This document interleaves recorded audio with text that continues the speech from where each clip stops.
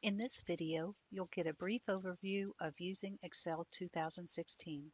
I'm Dr. Lisa Henderson. I'll show you how to apply styles and formats to a worksheet. I'll demonstrate how to total rows and columns, how to create basic column charts and pie charts. Near the end, I'll show you how to center the worksheet on the page, how to format the footer, and how to print. Let's begin by opening a blank workbook. And now in cell A1, type the name of a pet store.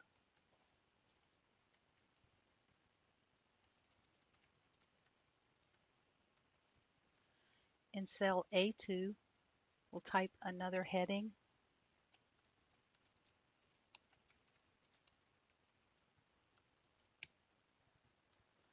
And now in our pet store, let's imagine that we sell 3 kinds of animals. So in cell A4, I'm going to type puppies, and below that, kittens, and below that, rodents.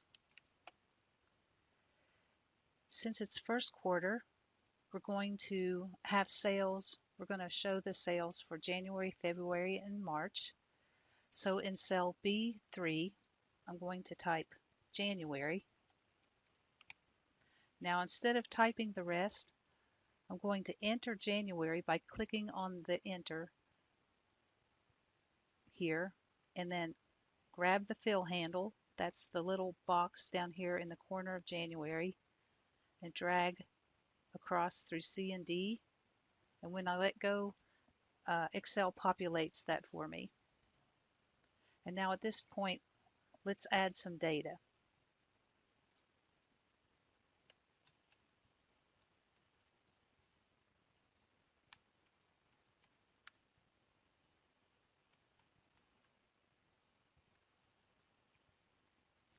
Okay, I finished typing the data in, and now let's do some formatting.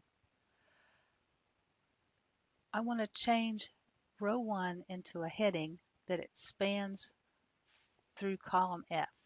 So I'm going to click in cell A1, drag all the way over to F1, click Merge and Center up here in the Alignment group on the Home tab. And next I want to apply the title style. That is in the Styles group on the Home tab. Click the drop down for Cell Styles, choose Title. Next I'm going to click A2 and drag across to F2. I want to merge and center and apply the heading 2 style. Click for Cell Styles, choose heading 2. For the months, I want to center these in the alignment group, click center, and I want to apply bold. And I also want to make these bold. Next, I'm going to total all the sales for puppies, kittens, and rodents for the quarter. Before we do that, let's type total here in cell E3. And when I hit the enter key, you'll notice that total became bold and centered. So Excel inferred that I wanted this heading here to look like the headings in the previous cells. That's fine, that's what I wanted.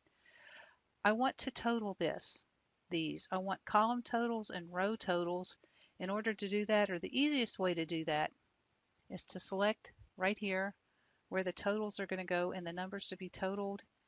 And in the editing group, I'm going to click the auto sum button. Now I want to apply the accounting format to the top row here. Press down the control key and select that as well. And in the number group, click the $ here. That's the accounting number format.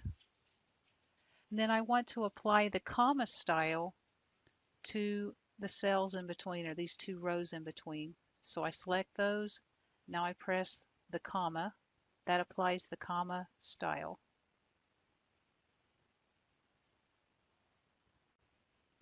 Let's apply the total style to our column totals.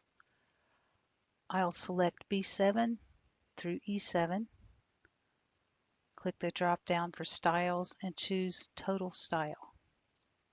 And you can see it has the double line underneath the totals and the single line above. Now let's create sparklines. So we'll select B4 through D6 because this is the data that we want to trend, and we want to display the trend lines here in F4 through F6. I go to the Insert tab, choose Line in the Sparklines group. My data range is as I selected B4 through D6. My location range is going to be F4 through F6. I click OK, and now I have the nice trend lines.